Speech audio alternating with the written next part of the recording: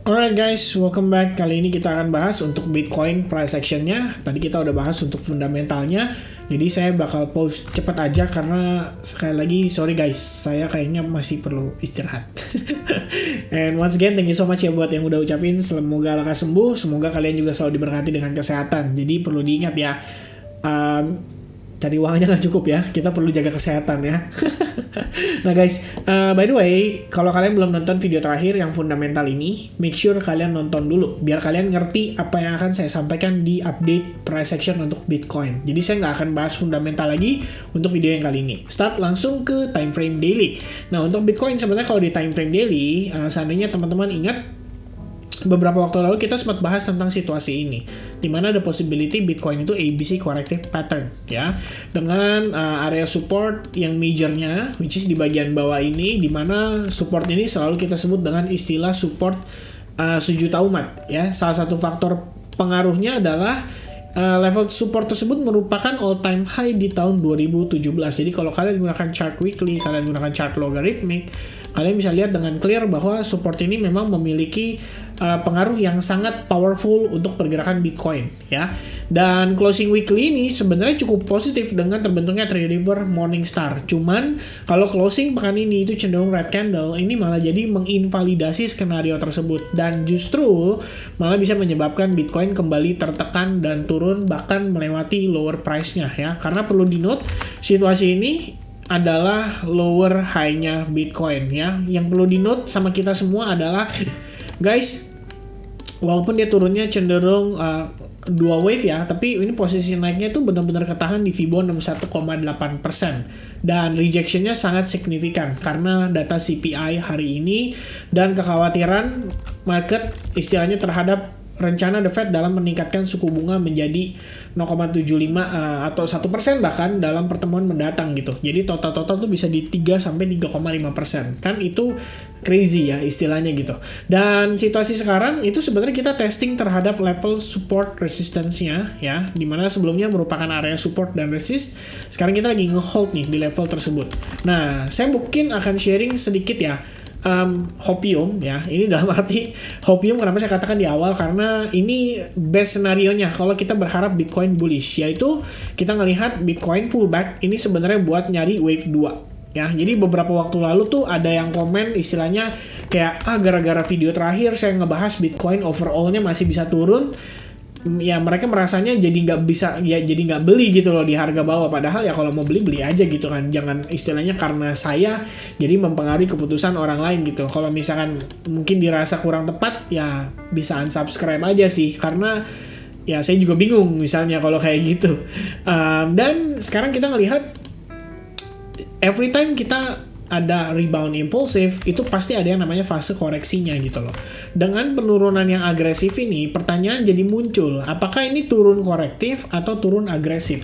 Kalau ini turun korektif, apakah possible kita cuma turun sampai mungkin Fibonacci 61,8 atau maybe 78,6 untuk mengkonfirmasi wave 2 kita sebelum akhirnya dia benar-benar bisa rebound dan menembus trendline ya, baru kemudian ngejar ke wave 3-nya. Oke, nah itu yang menjadi pertanyaan gitu loh. Dan untuk saat ini sebetulnya dengan sentimen yang diciptakan oleh data CPI hari ini, saya sih cukup confident, cukup yakin ngelihat Bitcoin tuh dalam beberapa hari ke depan itu big possibility masih akan tertekan. Jadi kalau kita ngelihat dia rebound pun itu sebetulnya bisa jadi proses koreksinya ya, jatuhnya seperti ABC misalkan corrective pattern untuk 3 wave ke bawah ya. Lebih kurangnya kalau kita ngelihat dari skenario yang ada pada time frame hourly-nya, lebih kurangnya seperti ini. Kalian tarik Fibonacci retracement sama aja dengan yang di time frame daily, lebih kurangnya ya levelnya untuk Fibonacci 1,8 dan 78,6 mungkin beda harga sedikit. Dan kemudian yang perlu di-note adalah di sini kita punya area resistance become support ya. Hopefully resistance bisa become support. Jadi kita perlu melihat nih, apakah Bitcoin ada reaksi setelah testing level tersebut ya. Buat teman-teman yang mungkin suka dengan Fibonacci retracement, kalian bisa menambahkan maybe ini semacam kayak dead cat bounce itu istilahnya ya. Kalau naik Kalau turun terus naik 50% terus turun lagi, dead cat bounce. Or bisa jadi dead cat bounce-nya reverse ya, istilahnya untung dia lebih tinggi gitu. Cuman kalau berkaca dari teori atau melihat dari teori yang saya pelajari untuk technical studies, kayak misalkan contoh Elliott Wave Theory deh. Elliott Wave Theory itu bukan biasa ya, kalau dia percaya bahwa fase koreksi itu biasanya diiringi dengan 3 wave koreksi gitu ya. Dimana wave A-nya itu sebenarnya 5 wave. Jadi kayak 1, 2, 3, 4, dan 5. Abis itu 1, 2, 3 buat B wave. Abis itu 5 wave lagi ke bawah. Ya, baru 5. Nah, jatuhnya totalnya tuh C wave. ABC Corrective Wave Pattern. Dan tentu saja acuannya adalah dari sini. Kita lihat dia naik impulsif, turunnya kan korektif gitu loh. Jadi ibaratnya ya wajar gitu. Anggapannya ini primary trendnya, yang ini secondary trendnya gitu loh.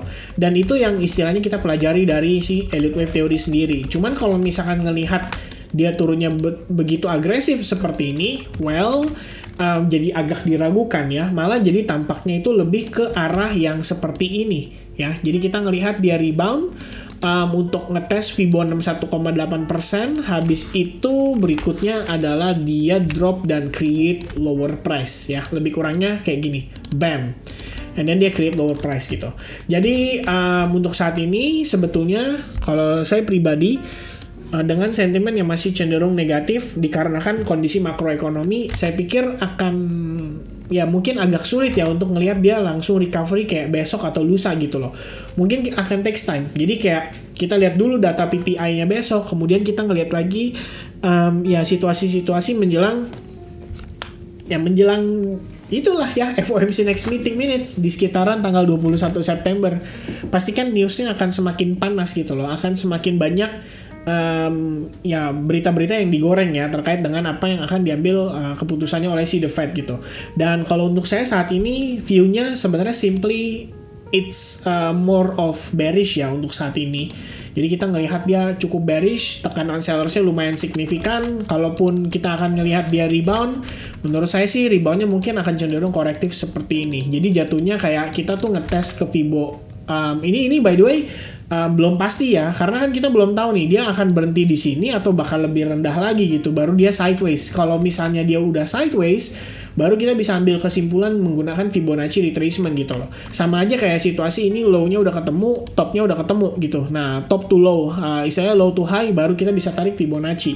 Tapi kalau misalnya kayak gini, ini belum ketahuan. Cuman nanti kalau misalnya dia udah dapetin rebound yang pertama, baru kita bisa ukur. Istilahnya potensi naiknya itu paling sejauh-jauhnya sampai berapa sih gitu loh. Dan justru menjadi opportunity untuk melakukan short. Karena sentimennya sampai nanti The Fed tanggal 21 meeting itu pasti masih cenderung negatif gitu loh terkait dengan makroekonomi. Dan tentu saja dari sini dolar pasti bakal naik ya. Naiknya tuh pasti signifikan nih. Contohnya kita bisa lihat hari ini gitu. Naiknya kenapa bisa signifikan? Karena balik lagi orang percaya dolar bakal naik suku bunga, yang artinya value dolar itu akan lebih meningkat lagi. Dan ini tentu saja menjadi masalah ya buat Amerika Serikat saat ini. Dan terakhir sebelum saya tutup, paling reminder dari saya, ini masih ada pembahasan di video yang sebelumnya guys. Sorry ya, ini masih ada di pembahasan video yang sebelumnya guys. Jadi kalau misalnya kita ngelihat beberapa market yang punya sentimen positif, harusnya adalah market yang punya event ya, kayak upgrade besar atau misalkan event yang mungkin semacam acara conference dan lain sebagainya, which is Ethereum salah satunya. Jadi kalau kita bisa lihat dia ya mungkin akan lebih cepat recovery-nya si Ethereum dibandingin Bitcoin gitu. Karena turunnya kali ini ikut narik Bitcoin dominance juga turun. Jadi istilahnya memang buangannya itu mungkin bisa jadi pindah ke altcoins. Makanya masih ada altcoins yang masih bisa hijau gitu loh dengan situasi yang kayak gini ya. Oke, saya rasa itu aja untuk update kali ini. Thank you so much once again buat teman-teman yang udah menyaksikan video ini sampai selesai. Mudah-mudahan update yang saya sampaikan bisa bermanfaat. Sampai ketemu lagi di update berikutnya. Sehat selalu. Thank you so much. God bless everyone. Goodbye guys. Cheers. Bye-bye.